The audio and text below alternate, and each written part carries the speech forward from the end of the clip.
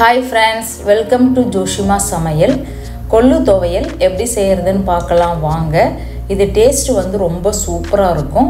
1 cup கொள்ளை medium ஃப்ளேம்ல வறுத்துக்கலாம். இது நல்லா வாசனை வர வரைக்கும் வறுத்துக்கணும். கலர் நல்லா சேஞ்ச் ஆகும். அந்த அளவுக்கு வறுத்துக்கணும்.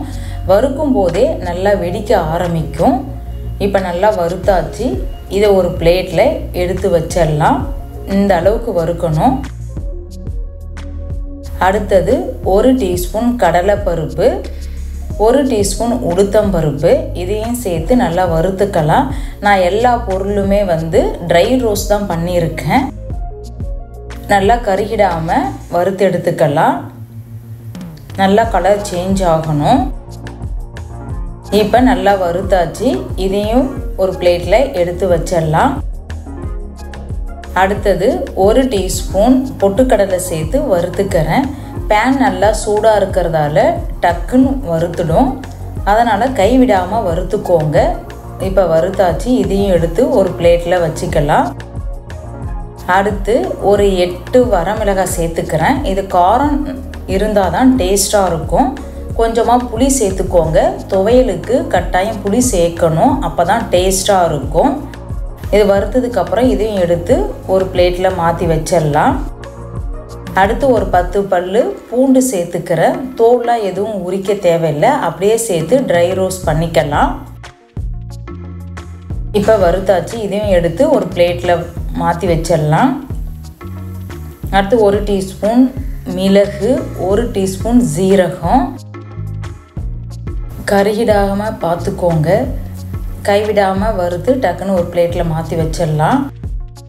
இப்போ எல்லா பொருளுமே வறுத்து எடுத்தாச்சு. இது கம்ப்ளீட்டாக நல்லா ஆறட்டும். ஆறினதுக்கப்புறம் இதில் கொஞ்சமாக பெருங்காயத்தூள் சேர்த்துக்கிறேன். இதை மாதிரி செய்கிறதால டேஸ்ட்டும் ரொம்ப சூப்பராக இருக்கும். தேவையான அளவு உப்பு சேர்த்துக்கிறேன். சேர்த்து ஒரு மிக்ஸி ஜாரில் சேர்த்து கொஞ்சமாக தண்ணி விட்டு அரைச்சி எடுத்துகிட்டு வந்துடலாம். இப்போ அரைச்சி எடுத்து வந்தாச்சு. இந்த பதத்தில் இருக்கணும். ரொம்ப தண்ணியாக இருந்தால் நல்லா இருக்காது. அதனால் இந்த பதத்துக்கு தகுந்த மாதிரி தண்ணி ஊற்றி அரைச்சி எடுத்துகிட்டு வந்துடுங்க. இப்போ தாளிச்சிக்கலாம். கடாயில் கொஞ்சமாக நல்லெண்ணெய் சேர்த்துக்கிறேன். எண்ணெய் கொஞ்சம் அதிகமாக சேர்த்துக்கோங்க. துவையலுக்கு எண்ணெய் கொஞ்சம் அதிகமாக சேர்த்தாதான் டேஸ்ட்டாக இருக்கும். ஒரு 1/2 டீஸ்பூன் கடுகு, உளுத்தம்பருப்பு, கொஞ்சமாக கருவேப்பிலை சேர்த்து நம்ம அரைச்சி வச்ச கொள்ளு துவையலை இதோடு சேர்த்து நல்லா வதக்கிக்கலாம். வாரத்துக்கு ஒரு முறை இதை மாதிரி எடுத்துக்கோங்க. வெயிட் லாஸ் ஆகணும் விருப்பப்படுறவங்க இதை கட்டாயம் எடுத்துக்கோங்க. உடம்புக்கும் ரொம்ப நல்லது. ரொம்ப டேஸ்ட்டாக இருக்கும். இது பொதுவாக இட்லி, தோசை, சாதத்துக்கெல்லாம் சூப்பராக இருக்கும்.